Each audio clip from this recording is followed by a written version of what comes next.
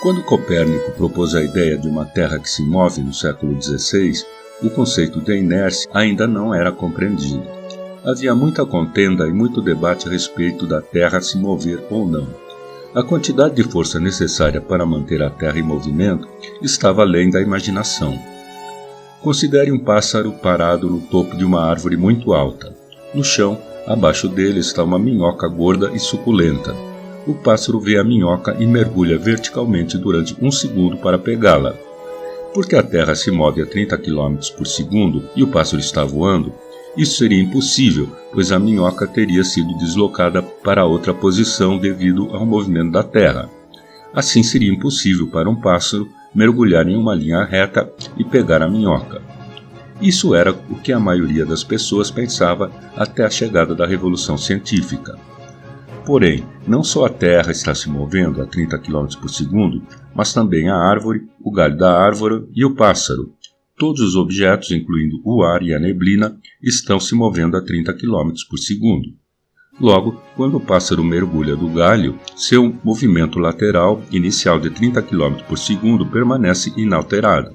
Ele pega a minhoca sem ser afetado de forma alguma pelo movimento do ambiente como um todo. De forma similar, hoje podemos ver que se jogarmos uma moeda para o alto dentro de um carro ou de um avião, a pegamos de volta como se o veículo estivesse parado. Não há movimento horizontal da moeda, porque ela só é afetada pela gravidade, que é uma força vertical. O avião, você e a moeda estão sujeitos apenas à gravidade.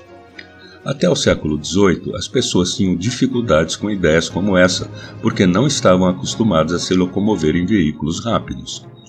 Coisas que estão em movimento continuam assim, sem nenhuma força agir sobre elas.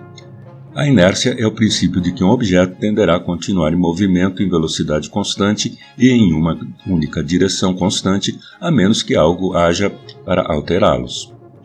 Galileu distinguiu esse fenômeno e diz que se um corpo está em movimento e não há interferência, continuará se movendo em linha reta para sempre, sem nenhuma força agindo sobre ele. Vejamos como Galileu fez essa experiência seminal. Primeiro, ele confirmou o óbvio que uma bola descendo em um plano inclinado ganhava velocidade, ao passo que subindo perdia velocidade. Aqui vemos uma figura com a bola em movimento com efeito estroboscópico, isso é, tiradas em intervalos de tempos constantes. Assim, com esse experimento simples, ele deduziu que se um plano é horizontal, as bolas não ganham nem perdem velocidade. De fato, na prática, a bola reduz sua velocidade até chegar à condição de repouso. Porém, isso não se dá devido à natureza, mas à fricção ou atrito com a superfície. Quanto mais lisa a superfície, mais tempo seria preciso até a parada. Se não houvesse fricção, a bola nunca pararia. Para defender ainda mais fortemente essa conclusão, Galileu repetiu o experimento com 2 rampas, uma subida e uma descida, mas variou a inclinação do declive do plano. A velocidade com que a bola começa a subir na segunda rampa é, assim, a mesma em todos os casos. Ao se deparar com uma rampa íngreme, a bola perde velocidade rapidamente. Quanto menos inclinada a rampa, a bola perde velocidade mais devagar e rola por mais tempo. Baseando-se nos resultados, somos compelidos a fazer a pergunta que levou à resposta reveladora. O que acontece se o plano for horizontal? No caso limite, sem inclinação, isto é, a rampa horizontal, a bola nunca diminui a velocidade e permanece em movimento perpétuo. Na ausência de fricção, a bola tende a manter sua força motora sem perder a velocidade. Esse é um exemplo edificante que mostra que, às vezes, fazer uma pergunta certa é a parte mais importante de uma pesquisa. Galileu concluiu que esta é uma propriedade intrínseca dos objetos e chamou essa propriedade de inércia. O conceito de inércia impôs o fim da teoria aristotélica sobre movimento. Os resultados experimentais, não importa o quão simples, têm o poder de demolir um sistema filosófico inteiro. Corpos podem se mover sem necessidade da ação de forças externas. Desacreditada a doutrina aristotélica do movimento, a Terra agora poderia girar. Galileu de fato abriu caminho para Newton décadas depois de mostrar ao mundo um universo completamente novo. Usando equipamento rudimentar, Galileu revolucionou princípios científicos básicos que haviam sido postulados por Aristóteles e defendidos firmemente por estudiosos na Alta Idade Média e no Renascimento. Um de seus experimentos mais importantes foi o do plano inclinado. Galileu usou seu plano inclinado, uma tábua simples com um canalete no qual ele rolava uma pequena esfera de metal, para examinar as ideias aristotélicas sobre o movimento.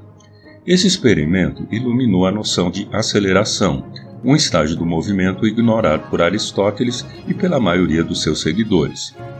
Galileu descobriu que uma esfera rolando para baixo num plano inclinado, independente da inclinação, aumenta a mesma quantidade de velocidade em segundos sucessivos de duração, ou seja, a esfera está rolando em aceleração constante.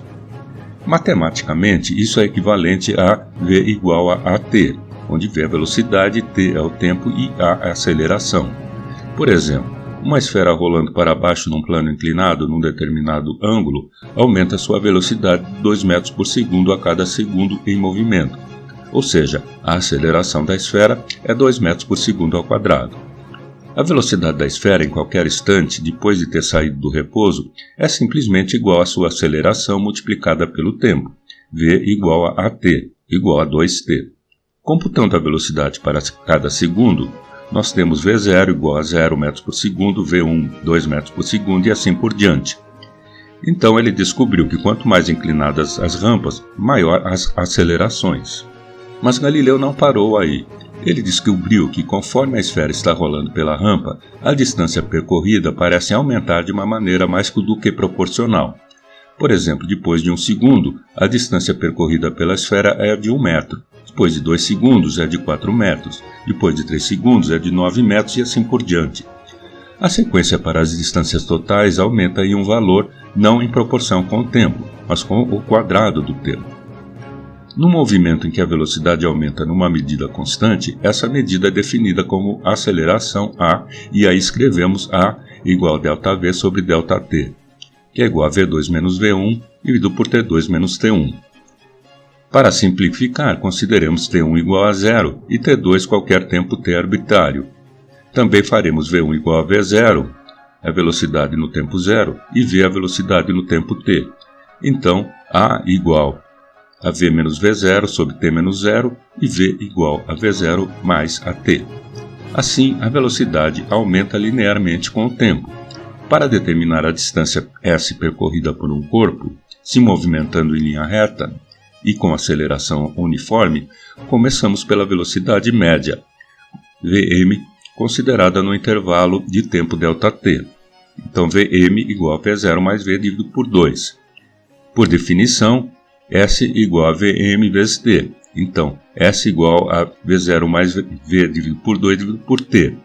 Substituindo o valor de V de 1 na equação acima, S igual a V0T mais meio de AT quadrado. E, se há uma distância inicial percorrida S0 em t igual a 0, temos S igual a S0 mais V0t mais um meio de AT quadrado.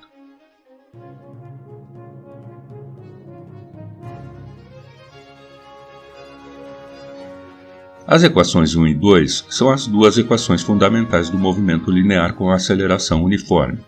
Está claro que se o movimento não é acelerado, simplesmente fazemos A igual a 0 em ambas as equações.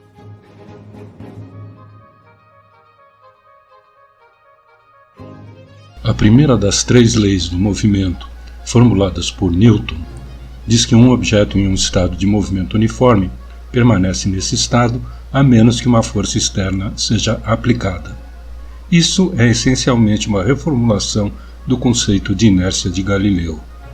E por isso, como dissemos, Galileu é às vezes considerado como o pai da ciência moderna.